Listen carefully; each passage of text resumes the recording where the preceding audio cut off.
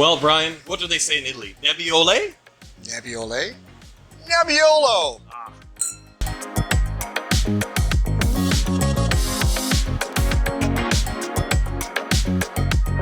Greetings, everybody. I'm Brian Singh from Brian's Table. And I'm Isaac Bigner from Say Cheese. And today we are going to be pairing wine with cheese. Today, specifically, we are going to be pairing Vietti's 2018 Perbacco. This wine is quite interesting because it sources grapes from Barolo and Barbaresco, and it's 100% Nebbiolo. Interesting. Yeah. So you have a little. What's a little thing about Barolo? Oh, the Savoy House of Italy. They love Barolo so much it was dubbed the wine of kings and the king of wines. So we're going to have a royal tasting today.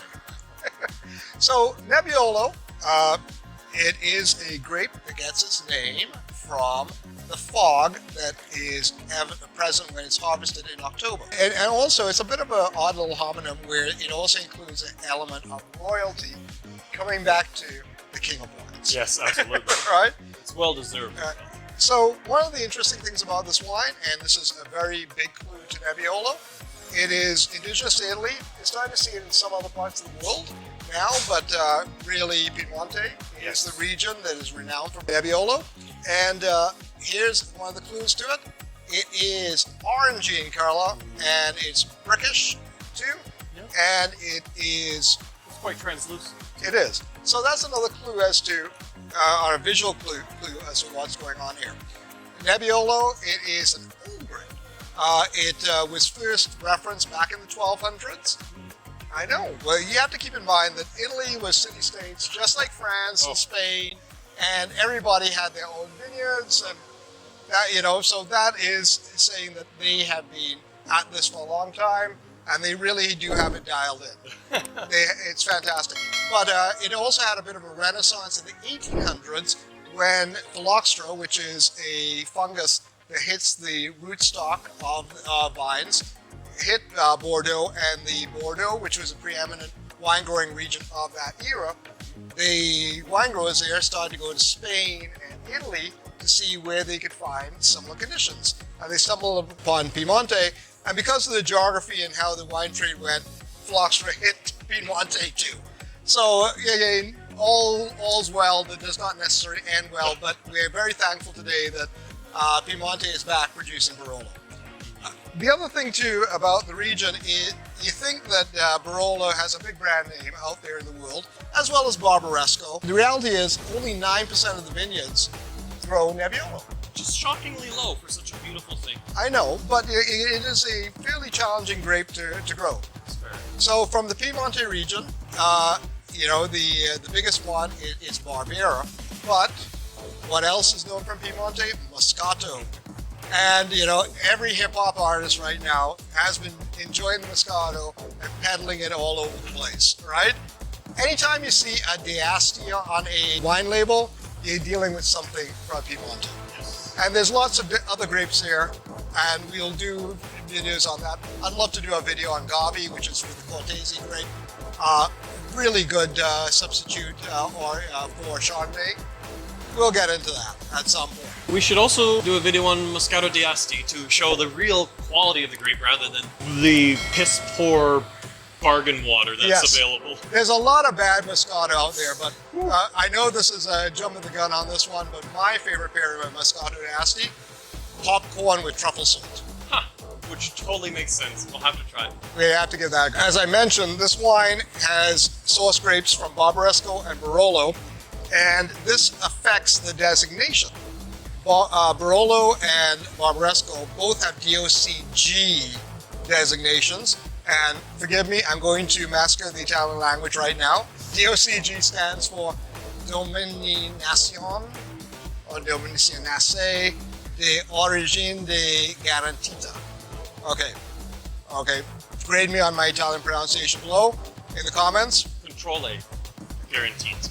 It's DOCG. Yes, control. Yep. Yeah. Okay. Again, in Italian, you have to pronounce every syllable.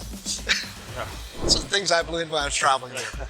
But this area, it is beautiful, by the way. It's just, you drive through there and you feel like you're on a postcard picture of mountainside with the vineyards just rolling and castles nearby. It's just beautiful to go and see. And let's give the guy a sniff. Lovely. What do you got on the nose, Isaac? Well, black cherry for sure. Yes, there's that. Touch of earth. Mm-hmm. I just find it very like warming to the soul. Very beautiful. It's almost like there's warm spice as an undernote in there, isn't there? Absolutely. Right? You know, like when you get a wine that really is that warming sensation, you feel it all to the front of your body.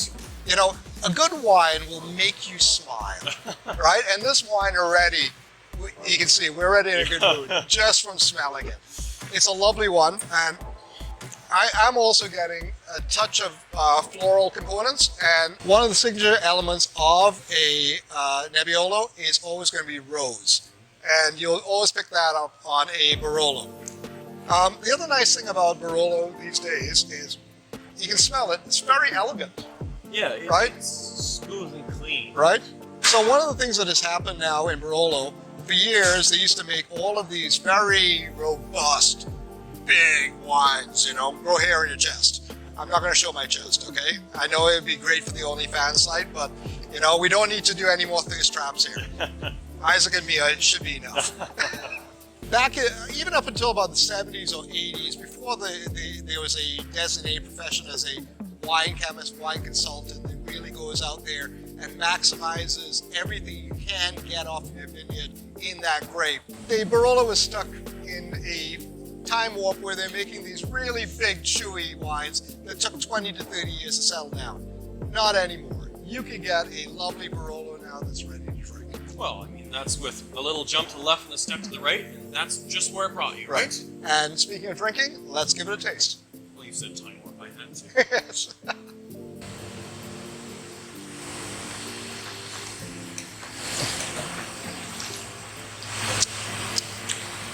Oh.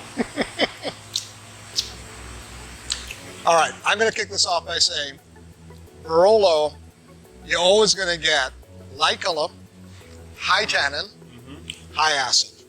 Oh. You must be salivating. It's every bit of my mouth is salivating. Totally. It's so, and what sets it up perfectly for food. It's just ready to like pair with any really dinner of the region. Yeah. It's one of those really pleasant things about that. Yeah. What's funny is the cherry does come through, but all the elements that are saying I'm complimentary to food are there, but nothing's pushing itself out to say, hi, I'm cherry, hi, I'm this. It's all in there commingled, right? It's very exciting. Absolutely. So Isaac, what cheese do you have for us today? We have two. We're going to start with a slightly different pairing. This is called Montasio. Montasio is from Friuli, which is northeast on the Slovenian-Austrian border. Right. So we're on the other side of the Alps in Italy, which is an interesting thing. So I'll have the same kind of styles. This is very similar to a Toma in style, not in taste at all. Toma Piedmontese, I mean, from Piedmonte, where we are dwelling. But I chose this one. It's a bit younger, more buttery. Being younger, 90 to 120 days, it will be a kind of a fun pairing with this wine, which is dramatically intense. We're looking at like a nutty, buttery.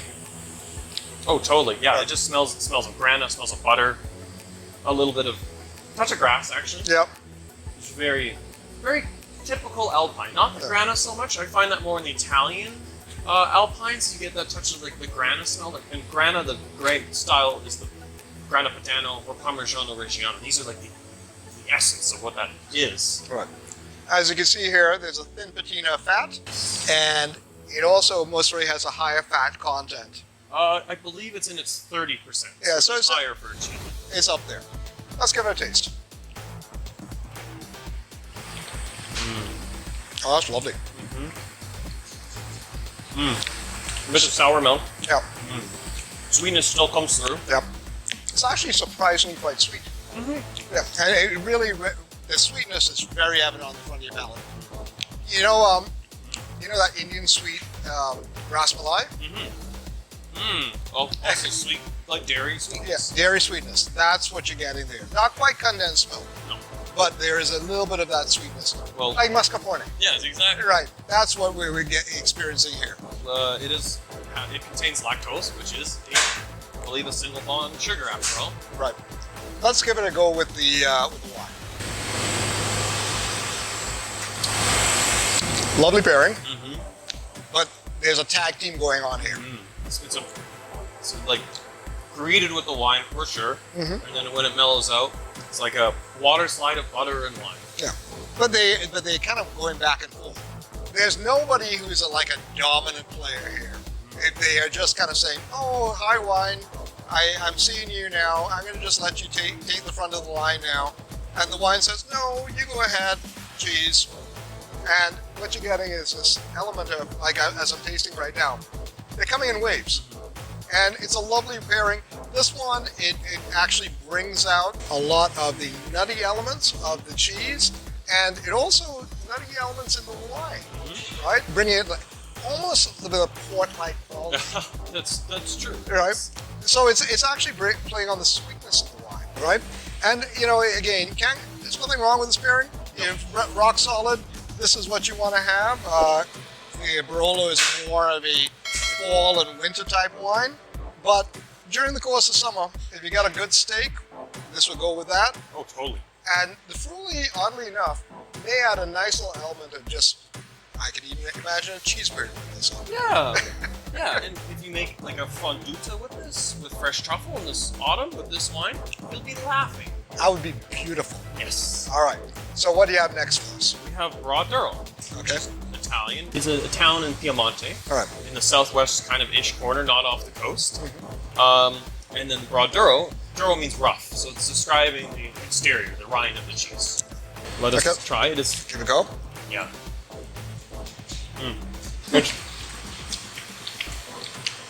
I gotta tell you, just tasting this cheese is made to go with this wine. They're hand in hand. Yeah. It's a lot saltier, but still completely delicious. We're getting a bit more earth. I always say this is kind of like a Alpine cheese meets a Grana. They have qualities of both. You kind of get the Grana texture, but you get the qualities of the Alpine, like grass and fresh pasture, Alpine flowers, nutty and sweet. Everything you want in an Alpine cheese. This is a lovely cheese. Absolutely. Yeah. We have to have one more bite, and then we will. Oh, you have. I kept a bit here. Let's see how it goes with the wine.